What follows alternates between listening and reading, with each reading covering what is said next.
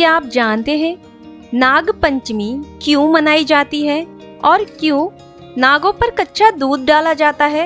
आइए जानते हैं आज की वीडियो में। हम आपको नाग पंचमी मनाने के पीछे के रहस्यों के बारे में भी बताएंगे और साथ ही नाग पंचमी व्रत कथा के बारे में भी संपूर्ण जानकारी देंगे। नाग पंचमी की पूजा विधि की भी जानकारी आपको इस वीडियो में मिलेगी, तो वीडियो को एंड तक जरूर देखें। पांडवों के स्वर्गारोहण के बाद अभिमन्यु के पुत्र परीक्षित ने शासन किया। एक बार राजा परीक्षित शिकार खेलते खेलते बहुत दूर निकल गए। उन्हें प्यास लगी तो वे वन में स्थित एक आश्रम में चले गए। वहां उन्हें मौन अवस्था में बैठे शमीक नाम के ऋषि दिखाई दिए। राजा परीक्षित ने उनसे बात करनी चाहिए, लेकिन मौन और ध्यान में होने के कारण ऋषि ने कोई जवाब नहीं दिया। ये देखकर परीक्षित बहुत क्रोधित हुए और उन्होंने एक मरा हुआ सांप उठाकर ऋषि के गले में डाल दिया और वहां से चले गए। यह बात जब ऋषि के पुत्र श्रृंगी को पता चली तो उन्होंने श्राप दिया कि आज से 7 दिन बाद तक्षक नाग राजा परीक्षित को डस लेगा, जिससे उनकी मृत्यु हो जाएगी। बाद में जब शमीक ऋषि का ध्यान टूटा तो उन्हें इस घटनाक्रम का पता चला, तो उन्होंने अपने पुत्र से कहा कि तुमने राजा परीक्षित को श्राप देकर अच्छा नहीं किया। वह राजा न्याय प्रिय और जनता का सेवक है। उसकी मृत्यु हो जाने से राज्य का बहुत नुकसान होगा। उसने इतना बड़ा अपराध भी नहीं किया था कि उसे इतना बड़ा श्राप दिया जाए। ऋषि शमीक को बहुत पश्चाताप हुआ, परंतु श्राप को वापस नहीं लिया जा सकता था। ऋषि शमीक तुरंत ही राजमहल जाकर राजा परीक्षित को यह सब बताते हैं कि मेरे पुत्र ने भावना में बहकर तुम्हें श्राप दे दिया है। इसमें तुम्हारा दोष नहीं, दोष तो समय का है। इसलिए हमारे मन में यह सोचकर पीड़ा हो रही है कि तुम्हें इतना बड़ा दंड मिलेगा। ऋषि शमीक अपने पुत्र ऋषि श्रृंगी के श्राप के बारे में बताते हैं कि आज से 7वें दिन तक्षक नाग के काटने से तुम्हारी मृत्यु हो जाएगी राजन। यह सुनकर रानी रोने लगती है। शमीक ऋषि कहते हैं कि विधि के धनुष से दुर्भाग्य का यह बाण निकल चुका है, वह वापस नहीं लिया जा सकता। मैं यही बताने आया हूँ कि अब तुम्हारे पास जितना समय बचा है उसका उपयोग करो। अपने गुरुजनों से परामर्श करो, जिससे वह तुम्हें सन्मार्ग दिखाए। राजन, भगवान तुम्हारी आत्मा को शांति दे। तब राजा परीक्षित रात्रि में ही अपने गुरु के पास पहुंचते हैं और अपनी व्यथा बताकर कहते हैं कि मैं 7 दिन में ऐसा क्या करूं कि मेरा परलोक सुधर जाए। तब गुरु कहते हैं कि भक्ति करो। जो फल योग, तपस्या और समाधि से नहीं मिलता, कलयुग में वह फल श्री हरि कीर्तन अर्थात श्री कृष्ण लीला का गान करने से सहज ही मिल जाता है। इसलिए तुम श्रीमद् भागवत कथा का श्रवण और कीर्तन करो। उसमें श्री कृष्ण की दिव्य लीलाओं का पवित्र वर्णन है। उसी के श्रवण से उत्पन्न हुई भक्ति ही तुम्हारे मोक्ष का कारण होगी। तुम वेद व्यास जी के पुत्र शुकदेव जी के पास जाओ, वे तुम्हें यह कथा सुनाएंगे। तब राजा परीक्षित शुकदेव जी के पास जाकर उनके चरणों को धोकर उनसे श्रीमद् भागवत कथा सुनते हैं। इसके बाद 7वें दिन तक्षक नाग राजा परीक्षित को डस लेता है। राजा परीक्षित की मृत्यु का कारण जब उनके पुत्र जन्मेजय को पता चला तो उन्होंने संकल्प लिया कि मैं एक ऐसा यज्ञ करूंगा जिसके चलते सभी नाग जाति का समूल नाश हो जाएगा। जन्मेजय के यज्ञ के चलते एक एक करके सभी नाग यज्ञ की शक्ति से खिंचाकर उसमें भस्म होते जा रहे थे। जब लाखों सर्प यज्ञ की अग्नि में गिरने प्रारंभ हो गए, तब भयभीत तक्षक नाग ने इंद्र की शरण ली। वह इंद्रपुरी में छुपकर रहने लगा। यह बात राजा जन्मेजय को पता चली कि इंद्रदेव तक्षक नाग की रक्षा कर रहे हैं। तब जन्मेजय ने ऋषि मुनियों से कहा कि अगर इंद्रदेव तक्षक नाग को नहीं छोड़ेंगे तो आप उनकी भी आहुति डालिए, जिससे तक्षक नाग के साथ साथ इंद्रदेव भी अग्नि में भस्म हो जाए। यह देखकर इंद्रदेव तक्षक को छोड़कर भाग गए। तब तक्षक नाग ने अपने भाई वासुकी नाग से सहायता मांगी।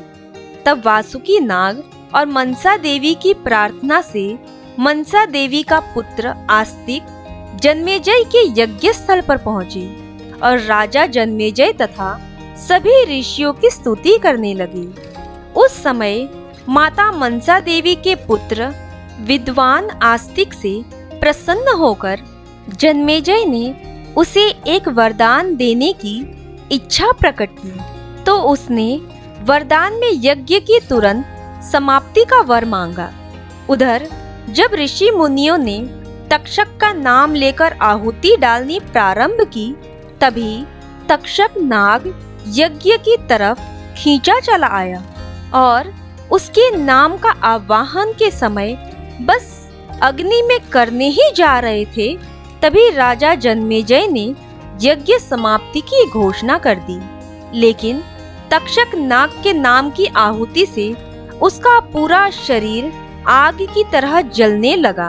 तभी आस्तिक मुनि ने तक्षक नाग के पूरे शरीर पर कच्चा दूध डाला और उसकी अग्नि को शांत किया।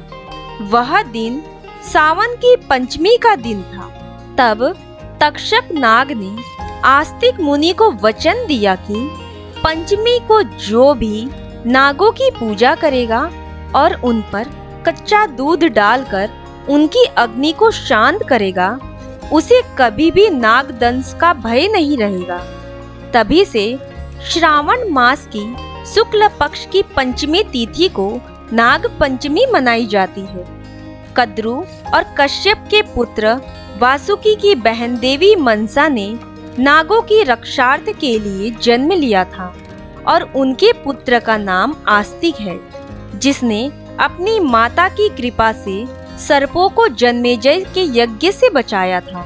आस्तिक मुनि ने इस यज्ञ को समाप्त कर नागों के प्राण बचाए थे। आस्तिक मुनि सर्पों से यह वचन लिया था कि वह उस जगह कभी प्रवेश नहीं करेंगे जहां आस्तिक मुनि का नाम लिखा होगा। इसी परंपरा के चलते कई लोग अपने घरों के बाहर आज भी आस्तिक मुनि का नाम लिखते हैं। आइए आगे आपको बताते हैं नाग पंचमी व्रत कथा के बारे में। प्राचीन काल में एक सेठ जी थे जिनके 7 पुत्र थे और 7 के विवाह हो चुके थे। सबसे छोटे पुत्र की पत्नी श्रेष्ठ चरित्र की और सुशील थी, परंतु उसके भाई नहीं था। एक दिन उस घर की बड़ी बहू ने घर लीपने के लिए पीली मिट्टी लाने के लिए सभी बहुओं को साथ चलने को कहा। तो सभी एक साथ डलिया और खुरपी लेकर मिट्टी खोदने के लिए निकल पड़ी। जब बहुएं मिट्टी खोद रही थी, तभी वहां एक सर्प निकला, जिसे बड़ी बहू खुरपी से मारने लगी। यह देखकर छोटी बहू ने उसे रोका और कहा, इसे मत मारो, यह बेचारा निरपराध है। यह सुनकर बड़ी बहू ने उसे नहीं मारा। तब वो सांप एक और जा बैठा। तब छोटी बहू ने उससे कहा, मैं अभी लौट कर आती हूँ, तुम यहाँ से जाना मत। इतना कहकर वह सबके साथ मिट्टी लेकर घर चली गई और काम काज में फंसकर सर्प से जो वादा किया था वो उसे भूल गई। उसे दूसरे दिन वह बात याद आई तो वो सबको साथ लेकर वहां पहुंची। सर्प अभी भी उसी स्थान पर बैठा था, जिसे देखकर छोटी बहू बोली, सर्प भैया नमस्कार। सर्प ने कहा, तुम मुझे भैया कहकर संबोधित कर रही हो, इसलिए तुम्हें छोड़ देता हूँ, नहीं तो झूठी बात कहने के कारण मैं तुम्हें डस लेता। वह बोली, भैया मुझसे भूल हो गई, उसकी क्षमा मांगती हूँ। तब सर्प बोला, अच्छा तुम आज से मेरी बहन हो और मैं तुम्हारा भाई, तुम्हें मुझसे जो मांगना हो मांग लो। वह बोली, मेरा कोई भैया नहीं है, अच्छा हुआ तुम मेरे भाई बन गए। कुछ दिन व्यतीत होने पर वह सांप मनुष्य का रूप रखकर उसके घर आया और बोला कि मेरी बहन को भेज दो। सबने कहा, इसका तो कोई भाई ही नहीं है, फिर तुम कौन हो? तो वह बोला, मैं दूर के रिश्ते में इसका भाई हूँ, बचपन में ही बाहर चला गया था। उसके विश्वास दिलाने पर परिवार के लोगों ने छोटी बहू को उसके साथ भेज दिया। उसने मार्ग में बताया कि मैं वही सर्प हूँ, इसलिए तू डरना मत और जहाँ चलने में कठिनाई हो वहाँ मेरी पूंछ पकड़ लेना। छोटी बहू ने वैसा ही किया और इस प्रकार वह उसके घर पहुँच गई। सर्प के घर के धन ऐश्वर्य को देखकर वह चकित हो उठी। इस तरह से वो उसके घर में रहने लगी। एक दिन सर्प की माता ने उससे कहा, मैं एक काम से बाहर जा रही हूँ, तू अपने भाई को ठंडा दूध पिला देना। उसे इस बात का ध्यान नहीं रहा और उसने सांप को गर्म दूध पिला दिया, जिससे उसका मुख जल गया। यह देखकर सर्प की माता को गुस्सा आ गया, परंतु सर्प के समझाने पर वह चुप हो गई। तब सर्प ने कहा कि बहन को अब उसके घर भेजना चाहिए। तब सर्प और उसके पिता ने उससे बहुत सा सोना, चांदी, जवाहरात, वस्त्र, आभूषण आदि देकर घर पहुंचा दिया। इतना ढेर सारा धन देखकर बड़ी बहू उससे जलने लगी और कहने लगी कि तेरा भाई तो बड़ा धनवान है, तुझे तो उससे और भी धन लाना चाहिए। सर्प ने जब ये वचन सुना तो उससे सब वस्तुएं सोने की लाकर दे दी। यह देखकर बड़ी बहू ने कहा, इन वस्तुओं को झाड़ने के लिए झाड़ू भी सोने की होनी चाहिए। तब सर्प ने झाड़ू भी सोने की लाकर दे दी। सर्प ने छोटी बहू को हीरा मणियों का एक अद्भुत हार दिया, जिसकी प्रशंसा उस राज्य की रानी ने भी सुनी और वो राजा से बोली कि सेठ की छोटी बहू का हार मुझे चाहिए। राजा ने मंत्री को हुक्म दिया कि उससे वह हार तुरंत ही ले आओ। मंत्री ने सेठ जी से जाकर कहा कि महारानी जी छोटी बहू का हार पहनेंगी, वह हमें दे दो। सेठ जी ने डर के कारण छोटी बहू से हार लेकर उन्हें दे दिया। छोटी बहू को यह बात बहुत बुरी लगी। उसने अपने सांप भाई को याद किया और उससे प्रार्थना की कि भैया, रानी ने हार छीन लिया है, तुम कुछ ऐसा करो कि जैसे ही रानी वो हार पहने वह सर्प बन जाए और जब वह मुझे लौटा दे तब वो हार हीरो और मणियों का हो जाए। सर्प ने ठीक वैसा ही किया। जैसे ही रानी ने हार पहना वैसे ही वह सर्प में बदल गया। यह देखकर रानी चीख पड़ी और डर गई। यह देखकर राजा ने सेठ के पास खबर भेजी कि छोटी बहू को तुरंत भेजो। सेठ जी स्वयं छोटी बहू को लेकर राजा के दरबार में उपस्थित हुए। राजा ने छोटी बहू से पूछा, तूने क्या जादू किया है? सच सच बता दो, वरना मैं तुम्हें दंड दूंगा। छोटी बहू बोली, राजन, धृष्टता क्षमा कीजिए, ये हार ऐसा ही है कि मेरे गले में हीरो और मणियों का रहता है और अगर इसे कोई और पहनता है तो ये उसके गले में सर्प बन जाता है। यह सुनकर राजा ने वह सर्प बना हार उसे देकर कहा, अभी पहनकर दिखाओ। छोटी बहू ने जैसे ही उसे पहना वैसे ही हीरो मणियों का हो गया। यह देखकर राजा ने प्रसन्न होकर उसे बहुत सी मुद्राएं भी पुरस्कार दिया। छोटी बहू वह अपने हार और इन सभी मुद्राओं के साथ घर लौट आई। उसके धन को देखकर बड़ी बहू ने ईर्ष्या के कारण उसके पति को सिखाया कि छोटी बहू के पास कहीं से धन आया है। यह सुनकर उसके पति ने अपनी पत्नी को बुलाया और कहा कि ठीक ठीक बता, ये धन कहाँ से आया है। तब वह स्त्री फिर से अपने सर्प भाई को याद करने लगी। तब उसी समय सर्प ने प्रकट होकर कहा, यदि मेरी धर्म बहन के आचरण पर किसी ने संदेह प्रकट किया तो मैं उसे खा लूंगा। यह सुनकर छोटी बहू का पति बहुत प्रसन्न हुआ और उसने सर्प देवता का सत्कार किया। कहते हैं उसी दिन से नाग पंचमी का त्योहार मनाया जाता है और स्त्रियां सांप को भाई मानकर उनकी पूजा करती है।